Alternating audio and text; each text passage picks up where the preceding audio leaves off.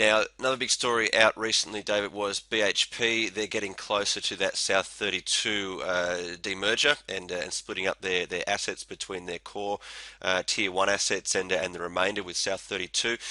First of all, we'll have a look at the chart. What do you make of the price action with BHP recently?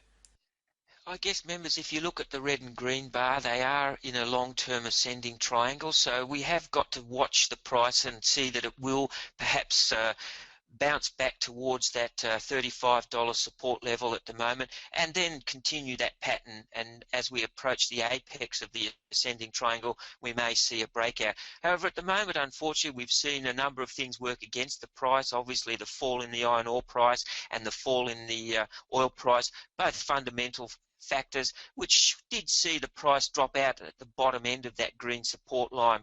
We will perhaps see a double bottom form up over the next couple of days, and that support level just above that $25 level is really a key support.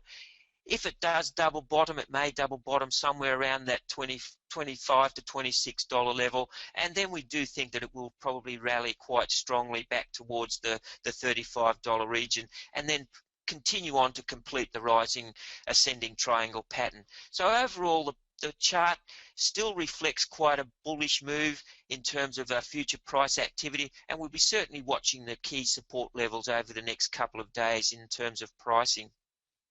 And if we take a look at the next one with the total assets and the core portfolio there, David. So how far along are we with the South 32 operation, and what do you make of it so far?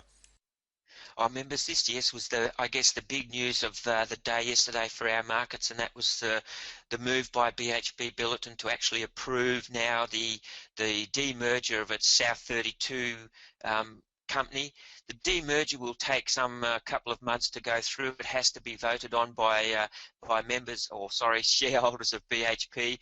And we did put out a recommendation yesterday from a parent company point of view that certainly the demerger makes a lot of sense.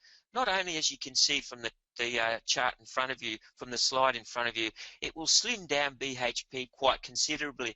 But we really think the key factor is that it's going to actually put into BHP, or keep inside the parent company, a number of key high margin businesses. And they are the iron ore business, the petroleum business, and they're probably the real key companies that BHP will be focusing on going forward. South 32 members, at this stage, we're certainly investigating the assets that have been put into that, that will be put into that entity. We will make a recommendation on whether to hold or sell, or what to do in terms of South 32 when it comes closer to the time when the actual approvals have all been finalised and the completion is set. We'll certainly let members know what we think of the South 32. At this point in time, you'd have to suggest that, as the media has been suggesting, that it's perhaps got some of the unwanted assets that aren't quite as high margin as perhaps iron ore or oil. But members, BHP, as at least with the structure that we can initially see, has given South 32 the opportunity to actually expand and develop those assets. It hasn't labelled it or laden it with debt, and we do think that it will have the opportunity to actually expand into the future. But members, for the time being, we have to really sit down and have a look at what those assets mean inside a separate entity, and we'll do that and make a recommendation in due course.